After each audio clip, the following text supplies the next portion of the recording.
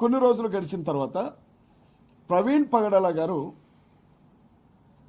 మందు తాగి చనిపోయాడు అన్న విషయాన్ని ప్రజలందరికీ చేరవేస్తూ కొన్ని ఛానల్స్లో, నేను ఏ ఛానల్ని కూడా తప్పు పట్టను, ఎందుకంటే మీడియా వారు వారికి అందినటువంటి సమాచారాన్ని బట్టి మాట్లాడుతూ ఉంటారు కాబట్టి, ఆయన లిక్కర్ షాప్లో మందు కొనుక్కున్నాడు అన్న విషయం గురించి పెద్ద ఎత్తున చర్చ జరిగిందండి.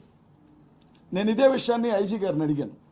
సార్, ఆయన మందు తాగాడు, మందు కొనుక్కున్నాడు, లిక్కర్ షాపుల దగ్గరికి వెళ్ళి లిక్కర్ కొన్నట్లుగా ఒక సీసీటీవీ ఫుటేజ్ బయట వైరల్ అవుతోంది, మీరేమైనా మీడియాకి ఇచ్చారా అని అడిగాం. ఆ నెక్స్ట్ డేనే ఐజీ గారు అసలు ఆ ఫుటేజీ మా దగ్గరికి రాలేదు, దాన్ని మేము విడుదల చేయలేదు అని చెప్పాం. ఆ తర్వాత ఏం జరిగిందో మీ అందరికీ తెలుసు, అది నకిలీ ఫుటేజ్ అని మీడియా వాళ్ళు ప్రకటించారు. ఇక మూడో విషయం, కీలకమైన విషయం, నాకున్న అనుమానం అండి, మళ్ళీ దేశద్రోహం కేసులు ఏం పెట్టొద్దు దయచేసి నా మీద. నాకున్న అనుమానం ఏంటంటే, ప్రవీణ్ పగడాల గారు రాత్రి 10:40 11:40 చనిపోయారు అని పోస్ట్ మార్టం రిపోర్ట్ అని చెప్తోంది.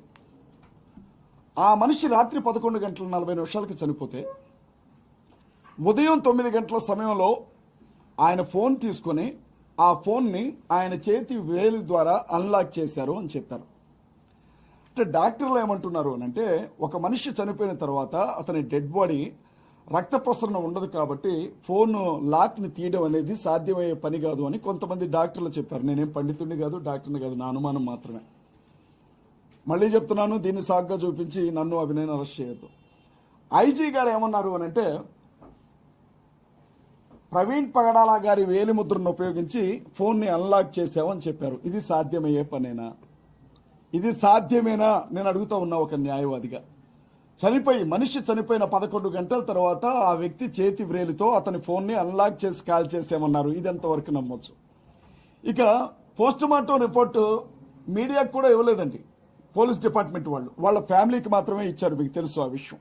కానీ మాజీ ఎంపీ హర్ష్ కుమార్ గారు పోస్ట్ మార్టం రిపోర్ట్ని బయటకు తీసుకొని వచ్చారు. వచ్చిన తర్వాత అందులో మనం గమనించినప్పుడు అసలు ఆయన కడుపులో, ఆ ప్రేగుల్లో మందు తాగినట్లు వాసనే లేదు అని చెప్పారు. హైదరాబాద్ పట్టణంలో బయలుదేరి హైదరాబాద్లో ఒకసారి, కోదాళ్ళలో ఒకసారి, ఏలూరులో ఒకసారి, విజయవాడలో ఒకసారి తాగిన మనిషి తాగి తాగి తాగి చచ్చిపోతే కడుపు నిండా మందే ఉండాలి, కానీ ఎక్కడా మందు వాసన రాలేదు అని చెప్పి పోస్ట్ మార్టంలో ఉంది. మన ఆయన త్రాగి డ్రంక్ అండ్ డ్రైవ్లో చనిపోయారు అని ఐజీ గారు చెప్పారు. మరి అంత పెద్ద ఆయన చెప్పినప్పుడు నమ్మాలి కాబట్టి యాక్సిడెంట్లోనే చనిపోయారని నేను కూడా అనుకుంటున్నాను. కొన్ని అనుమానాలు అయితే అలాగే మిగిలిపోయి ఉన్నాయి. ఇంత పెద్ద ఎపిసోడ్లో ఇదంతా మీకెందుకు జ్ఞాపకం చేస్తున్నాను అని అంటే, ఇంత పెద్ద ఎపిసోడ్లో బంగ్లాదేశ్లో ఎక్కడో దాళ్లు జరిగాయి అని చెప్పి మాట్లాడిన పవన్ కళ్యాణ్ గారు, ఆంధ్ర రాష్ట్ర ఉప ముఖ్యమంత్రి పవన్ కళ్యాణ్ గారు, బంగ్లాదేశ్లో హిందువుల మీద దాళ్లు జరుగుతున్నాయి, ఒక్కడిని కూడా వదిలిపెట్టం వాళ్ళని అనుకుంటూ మాట్లాడారు. మంచిది, మేము కూడా ఆ రోజు ఖండించాం. మన దేశ ప్రజల మీద ఏ దేశంలో కూడా దాళ్లు జరగడానికి వీల్లేదు అన్నది మా స్టాండ్ కూడా. ఆ తర్వాత కూడా ఆయన ఒక పార్టీ సభను ఏర్పాటు చేసుకున్నారు, జనసేన జయకేతనమా ఏదో ఒక సభ, మీకు ఐడియా ఉండుంటుంది.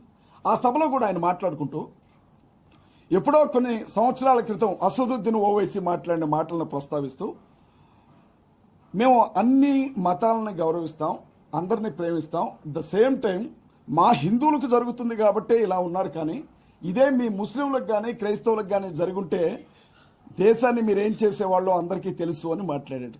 ఇప్పుడు నేను పవన్ కళ్యాణ్ గారిని ఒక మాట అడుగుతా ఉన్నా. 30 రోజులు మీరు పార్టీ అధ్యక్షులు, రాష్ట్రానికి ఉప ముఖ్యమంత్రి, అనేక శాఖలకు మంత్రివర్యులుగా ఉన్నారు. నోరు తెరచి ఒక్కసారంటే ఒక్కసారైనా మీడియా చిట్చాట్లోనైనా ప్రవీణ్ గారి కుటుంబానికి సానుభూతిని తెలియచేశారా? ప్రవీణ్ గారి కుటుంబానికి సింపతి, కనీసం ఒక మనిషి, సాటి మనిషి చనిపోయాడు, ఓహో బహుశా అక్కడ ఆవు చనిపోయి ఉంటే మాట్లాడేవాడు. మాట్లాడడమే కాదు, నడి రోడ్ల మీద ధర్నాలు కూడా చేసేవాడు. కానీ అక్కడ చచ్చిపోయింది ఒక పాస్టర్, అది కూడా ఆఫ్టర్ ఆల్ ఒక దళితుడు కాబట్టి మాట్లాడలేదు. మీరు ఆఫ్టర్ ఆల్ అంటున్న ఆ పాస్టర్ కొన్ని లక్షల మంది, కొన్ని కోట్ల మంది క్రైస్తవుల గుండె చప్పుడుగా ఉన్నాడు అన్న విషయాన్ని ఈరోజు నేను పవన్ కళ్యాణ్ గారికి చెప్తా ఉన్నా. పవన్ కళ్యాణ్ గారు స్పష్టంగా జ్ఞాపకం ఉంచుకోవాలి. పిఠాపురంలో ఎస్సీ మాలపల్లి, మీ అందరికీ తెలుసు, మాలలందరినీ కూడా వెలేశారు. వాళ్ళకి సరుకులు అమ్మలేదు, తినడానికి తిండి దొరకనివ్వలేదు, అన్నీ చేస్తే నియోజకవర్గంలో ఎమ్మెల్యే అయ్యుండి కనీసం ఆ విషయం గురించి మాట్లాడలా. ఇవాళ ఆయన దేశం గురించి, ధర్మం గురించి మాట్లాడుతూ ఉన్నాడు. నేనేమంటున్నానంటే, మరి నీ కోసం క్రైస్తవులు ఎంతో మంది ఓట్లేశారు, జనసేన జెండాలు పట్టుకొని క్రైస్తవులు కుర్రాళ్ళు తిరిగారు, నీ అభిమానులు ఉన్నారు. వారికి నువ్వేం సమాధానం చెప్పబోతున్నావు, లేకపోతే మేము నీకు ఎలాంటి సమాధానం ఇస్తారని నువ్వు చూడాలనుకుంటున్నావు అని నేను అడుగుతా ఉన్నా పవన్ కళ్యాణ్ గారిని. ఇక రెండో విషయం, పవన్ కళ్యాణ్ గారు మాట్లాడలేదంటే వదిలేయండి. జగన్మోహన్ రెడ్డి గారండి, క్రైస్తవులందరూ బాగా ఇష్టపడతారండి జగన్మోహన్ రెడ్డి గారిని. జగన్మోహన్ రెడ్డి గారు వ్యక్తిగతంగా ఆయనకు వచ్చిన ఇమేజ్ కాదది. రాజశేఖర్ రెడ్డి గారి ఏకైక కొడుకు కావడం, రాజశేఖర్ రెడ్డి గారు దుర్మరణం చెందటం, ఆ విధంగా ఆయన ప్రజల్లో సానుభూతిని తీసుకున్నాడు, వారసత్వాన్ని లెగసీని తీసుకున్నాడు. ఆయన అనేక సార్లు చెప్పాడు, మీరు వినే ఉంటారు, నేను ఒక క్రైస్తవుణ్ణి, నేను బైబిల్ని నమ్ముతాను, నేను 4 గోడల మధ్య ప్రార్థన చేసుకుంటాను, మా అమ్మ ఒక క్రైస్తవురాలు అని అనేక సందర్భాల్లో చెప్పారు.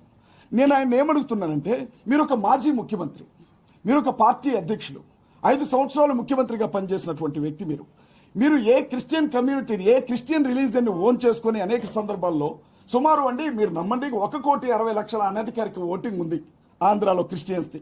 1,60,00,000 అనధికారిక ఓటింగ్. సర్టిఫికెట్స్ లో చాలా మంది హిందువులుగానే ఉన్నారు, కానీ వాస్తవంగా వాళ్ళు క్రిస్టియన్స్ గా ఉంటారు. చాలా మంది అనుకుంటారు మాలమాదిగలు మాత్రమే క్రిస్టియన్స్ అనుకుంటారు, అది తప్పండి. బీసీల్లో క్రిస్టియన్స్ ఉన్నారు, ఎస్టీలో క్రిస్టియన్స్ ఉన్నారు, కమ్మల్లో క్రిస్టియన్స్ ఉన్నారు, రెడ్లలో క్రిస్టియన్స్ ఉన్నారు, వెలమల్లో క్రిస్టియన్స్ ఉన్నారు, రిలీజియన్ పరంగా అనేక కులాల్లో క్రిస్టియన్స్ ఉన్నారు. వీళ్ళందరూ కూడా జగన్మోహన్ రెడ్డి గారిని ఎవరేమనుకున్నా మావాడు అనుకొని పల్లకిలో తీసుకొని వెళ్ళి ముఖ్యమంత్రి పదవిలో కూర్చోబెడితే, మణిపూర్లో అంత పెద్ద విధ్వంసం జరిగినప్పుడు భారతీయ జనతా పార్టీకే మద్దతు పలికాడు తప్ప వ్యతిరేకంగా ఓటు వేయాల. అప్పుడే అందరి మనసు విరిగిపోయింది ఆయన మీద. కానీ తన సొంత రాష్ట్రంలో ఒక గొప్ప దైవజండు అనుమానాస్పద స్థితిలో చనిపోయి ఉంటే నోరు తెరచి, ఇది హత్యనా, ఇది యాక్సిడెంట్నా, నా తోటి క్రైస్తవులు, నన్ను గెలిపించిన వారు, నాకు అండగా నిలబడిన వారంతా ఏడుస్తున్నారు, ఏడవడమే తప్ప ఏమీ చేయడం చేతగాని వాళ్ళు, నేను మాట్లాడాలని ఒక్క మాట కూడా జగన్మోహన్ రెడ్డి మాట్లాడలేదండి. నేను అడిగాను జగన్మోహన్ రెడ్డి గారిని, కనీసం ఇది 2 రాష్ట్రాల సమస్య అయిపోయింది. ఆ మనిషి ఏమో తెలంగాణలో బ్రతికే మనిషి, చనిపోయిందేమో ఆంధ్రాలో చనిపోయాడు. తెలంగాణ ప్రాంతంలోనికి ఆయన శవాన్ని తీసుకుని వచ్చినప్పుడు, నువ్వు పార్టీ అధ్యక్షుడిగా రాకపోయినావు, మాజీ ముఖ్యమంత్రిగా రాకపోయినావు, కనీసం ఒక క్రైస్తవుడిగా ఆ ఇంటికి సానుభూతి తెలపడానికైనా రాలేకపోయావు, నీ కాళ్ళేమైపోయాయని నేను అడుగుతా ఉన్నాయి వాళ్ళ జగన్మోహన్ రెడ్డి. నేను వాళ్ళు చెప్తా ఉన్నా, మాజీ ముఖ్యమంత్రి జగన్మోహన్ రెడ్డి గారు, వైఎస్ఆర్ కాంగ్రెస్ పార్టీ అధ్యక్షుడు జగన్మోహన్ రెడ్డి గారు, క్రైస్తవుల దెబ్బ ఎలా ఉంటుందో చూపిస్తాం, కాసుకోండి, సవాల్ చేసి చెప్తా ఉన్నా జగన్మోహన్ రెడ్డికి. ఇన్ని రోజులు భుజాల మీద నేను మోసినాం కదా, ఈ భుజాల మీద నుంచి నిన్ను నేల మీద ఎట్లా పడగొడతామో కూడా జగన్మోహన్ రెడ్డి చూసుకోవాలా. జగన్మోహన్ రెడ్డికి ఒక్క ఓటు కూడా పడనివ్వండి మేము చెప్తా ఉన్నాం. ఆంధ్ర రాష్ట్రంలో చాలా మంది అనుకుంటున్నారు జగన్ డబ్బులు ఇచ్చి మీటింగులు పెట్టిస్తున్నాడు అని అనుకుంటున్నాడు. జగన్మోహన్ రెడ్డి గారికి 2 లక్షల కోట్లు 3 లక్షల కోట్లు ఆస్తున్న మా ఆత్మగౌరవం ఉందది మాకు వెంటికితో సమానం. చేతులు చాపి వాళ్ళ దగ్గర వీళ్ళ దగ్గర డబ్బు తీసుకుని ఒక మనిషి చావుని ఉపయోగించుకోవాలనుకునే దుస్థితికి మేము ఇంకా దిగజారలేదు. జగన్మోహన్ రెడ్డి, చంద్రబాబు నాయుడు గారినైనా మర్చిపోతామేమో, పవన్ కళ్యాణ్ అయినా మర్చిపోతామేమో,